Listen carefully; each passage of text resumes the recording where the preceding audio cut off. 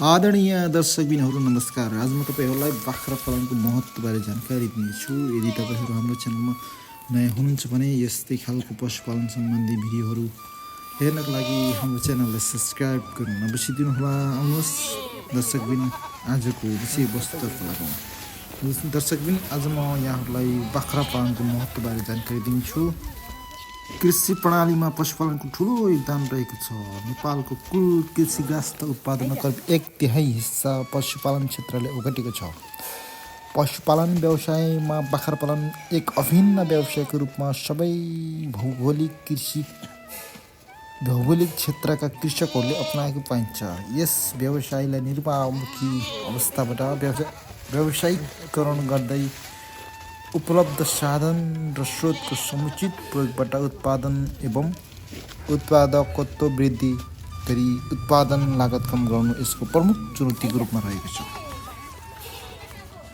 बाख्रा पालन व्यवसायको प्रमुख उद्देश्य मासु उत्पादन गर्नु रहे तापनि उच्च हिमाली क्षेत्रमा सामान डुबानीको निम्ति समेत बाख्राहरूको प्रयोग भइरहेको छ।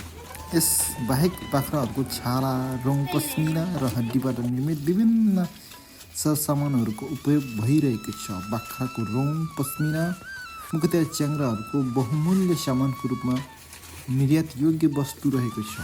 बाख्राको दुधको उपभोग प्रचलनमा नभए तापनि बालबालिकाहरूको निम्ति प्रभावकारी हुनुका साथै कमलपित्त र क्षयरोग जस्ता रोगको उपचारमा समेत प्रभावकारी मानिएको हुँदा बाख्रालाई एक बहुउद्देश्य र लोकप्रिय जनावरको रूपमा लिएको छ। यस प्रकार बाख्रा पालन व्यवसायबाट कृषकहरूको रोजगारी र उल्लेखनीय योगदान पुर्याएको छ। शहरीकरणको वृद्धि साथै पशुजन्य पदार्थको माग बढिरहेको अवस्थामा मागको अनुपातमा उत्पादन वृद्धि गर्नु जरुरी छ। विगतको तुलनामा हालका वर्षहरूमा खसी बोकाको उत्पादन वृद्धि भए तापनि बढ्दो मागलाई पूर्ति गर्न छिमेकी राष्ट्रहरूबाट खसी बोकाको आयात भइरहेको अवस्था छ। बाख्रा पालन व्यवसायलाई एक सम्मानित व्यवसायको रूपमा विस्तार र व्यावसायिकरण गरी आयात प्रतिस्थापन गर्न सम्बन्धित सरकारवालाहरूको यसतर्फ ध्यान जानु नितान्त आवश्यक छ। आदरणीय दर्शकबिनहरू, दक्षिण तथा दक्षिणी पूर्व एसियाका देशहरूमा गाई भैँसी र बाख्राहरूलाई आर्थिक र सामाजिक दृष्टिबाट बढी महत्त्व दिएको देखिन्छ भने मध्य पूर्व एसियाका देशहरूमा भेडा बाख्रा र युरोपमा गाईलाई बढी महत्त्व दिएको पाइन्छ। विश्वमा विभिन्न किसिमका पशुहरूको महत्त्व, हावापानी, उचाइ, वनस्पति, धर्म र सामाजिक रीतिरिवाज, मानिसहरूको रुचि, आवश्यकता, आर्थिक र राष्ट्रिय अन्तर्राष्ट्रिय बजारको मागलाई आधारित भएको देखिन्छ।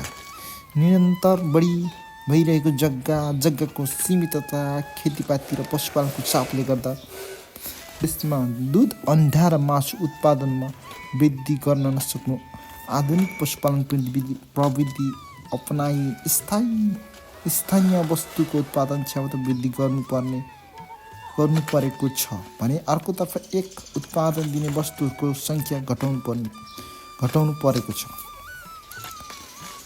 बाख्रा पालनबाट मासुको अलावा दुध, छाला, रौँ, पस्मिना र मल आदि प्राप्त हुने र देशको उच्च पहाडी एवं हिमाली क्षेत्रमा डुबानी गर्न समेत प्रयोग हुने हुँदा यो एक बहुउपयोगी बहुउद्देशीय घरपालुवा जनावर मान्न सकिन्छ। साधारणतया गाई भैँसी पाल्न नसक्ने कृषक परिवारले पनि 1-2वटा बाख्रा सजिलै पाल्न सक्ने हुँदा यसलाई गरिबहरूको गाई र गरिबको ब्याङ्कको रूपमा पनि लिन सकिन्छ। एउटा गाई भैँसी निर्वाहको लागि चाहिने आहारबाट 5वटा माउ बाख्राहरू राम्ररी पाल्न सकिन्छ। यसको अलावा बाख्राको मासु प्राय सबै जातिमा लोकप्रिय भएकोले यसको माग र मूल्य निरन्तर बढ्दो क्रममा छ। बाख्राको मासुमा 86.8% पानी, 2.6% बोसो, 19.6% प्रोटिन र 1% खनिज पदार्थ पाउन सकिन्छ र प्रोटिन बढी हुने भएको र मासुको भएको र यसको दुधमा कोलिब्यासिलस भन्ने सूक्ष्म जीवाणु प्राय दुर्लभ हुँदा स्वास्थ्यको लागि लाभदायक मानिन्छ। बाख्राको दुधबाट निर्मित चीजको माग बढ्दो गइरहेको परिप्रेक्ष्यमा दुध उत्पादनको लागि समेत बाख्रा पालन गर्न सकिन्छ। आधुनिक देशहरू बाख्रा पालनबाट उत्पादन हुने छाला र रौँ पश्मिना एक उत्पादन मात्र नभई देशकै वैदेशिक मुद्रा आर्जन गर्ने आकर्षणको स्रोत पनि हुन सक्छ। नेपालमा मनाइने विभिन्न चाडपर्व, पूजा, सामाजिक रीतिथितिमा बोका, खसी, पाठाहरूको विशेष महत्त्व छ। पहाडी क्षेत्रमा भेडा साख्राले खेत मल्न, भेडाको बथानलाई बाटो देखाउन र हिंसक जन्तुबाट जोगाउन विशेष सहयोग गर्दछ।